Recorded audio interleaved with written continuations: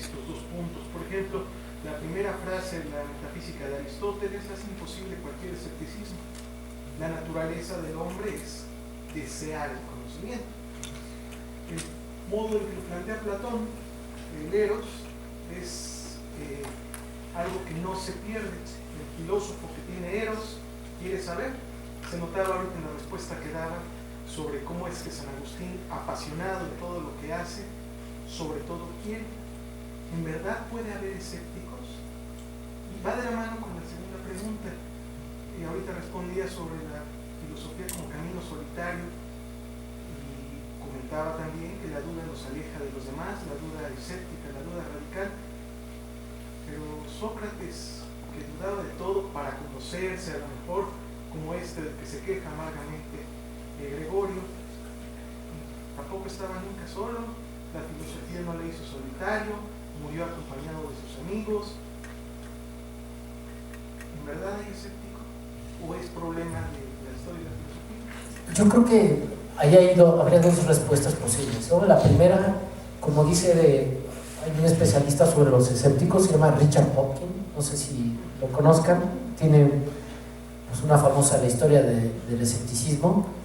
Va a decir que hay dos formas de escepticismo, ¿no? El escepticismo que piensa que, aunque es un contradictorio, podríamos decir, un escepticismo dogmático, que piensa que es imposible, va a decir, Pirrón fue víctima de su propio escepticismo. Y hay otro escepticismo que es el escepticismo, vamos a decir, doctrinal, que parte del hecho de que, por ejemplo, el de sexto empírico, de que la verdad es imposible. Es decir, si la verdad es imposible, cualquier persona que me afirme que la verdad es posible, dirá sexto empírico, comete un error, ya de entrada. Porque lo hace, va a decir sexto empírico, lo hace ser a sí mismo doctrinario. Y la doctrina es algo que rechaza el escepticismo, es decir, de frente va a decir es imposible que cualquier verdad sea posible, incluso la idea de la verdad por sí misma es imposible, ¿no? Esa sería la primera. Y la segunda es que el escepticismo no suele ser voy a decirlo así como lo decía el mismo sexto empírico, no es más que un estado de suspensión del juicio, es decir, que nosotros nos detengamos a pensar si eso que nos está presentando es verdad o no. Pero diría San Agustín, pero ¿y cómo? Cuando te detienes a pensar y suspendes el juicio, puedes identificar si la verdad que se te revela es la verdad. La famosa epogé, ¿no? La suspensión del juicio. No voy a creer en nada, ¿no? La taraxia, esa que también venía del estoicismo. Voy a suspender el juicio. Pero en lo que estaba, en esas andaba Poncio Pilato cuando a Jesucristo ya lo habían crucificado.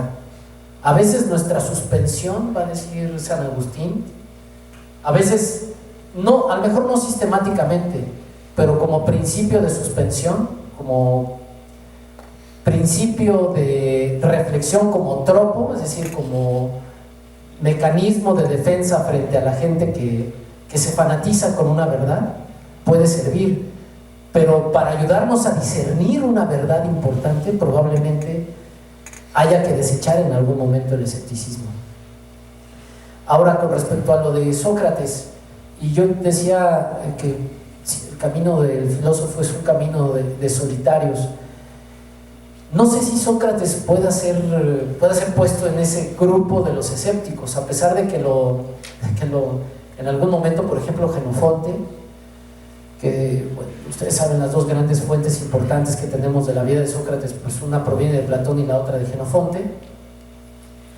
De hecho, Jenofonte hace a Sócrates parte del grupo de los escépticos, ¿no?